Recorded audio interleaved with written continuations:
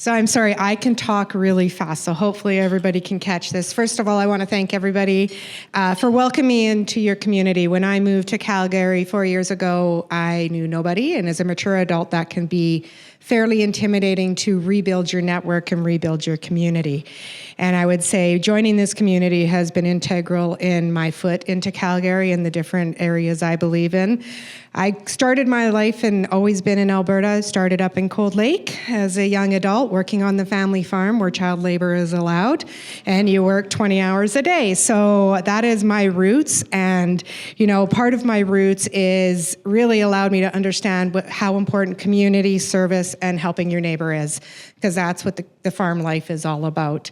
And that has really formed me through my adulthood and as I've grown through my life.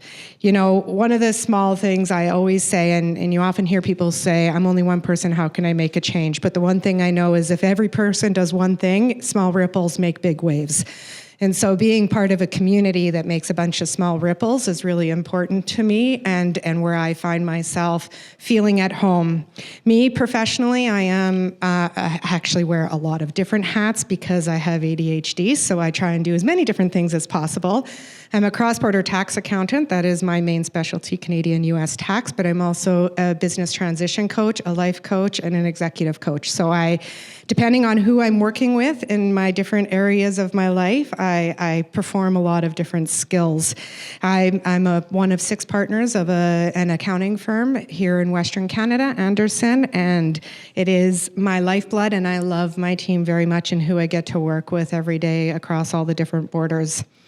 As far as community and service, you think about service above self, and one of the first things I did when I joined Rotary was partook in the Feed the Hungry, which actually then put my foot into a whole new community because I was also looking for a parish to join. And so I met Feed the Hungry, I met Father Avi, I then joined St. Mary's, and I am now the lead volunteer manager for all the ministries. So, it's funny how one little volunteer with Rotary at Feed the Hungry turned into this explosive volunteer role that I've taken on, and I'm still very involved with Feed the Hungry there every weekend as an area lead. So I would say for me, being a part of this community has really opened those doors to allow me to pick and choose where I feel can add the most value and provide the most support, and then really resonate back to my homegrown roots of every little act makes a big ripple, makes a little ripple, which makes a big wave, which we should all do. Personal side, the farm girl in me, I wake up with the birds, 5 a.m., workout, love gardening, love cooking. I'm all about homegrown produce. I was happy to share the story of tomato plants today because I too am excited about my tomato plants this year, although they're slow.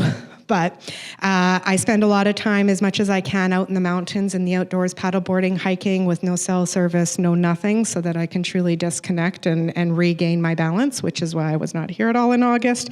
I had disappeared from the city.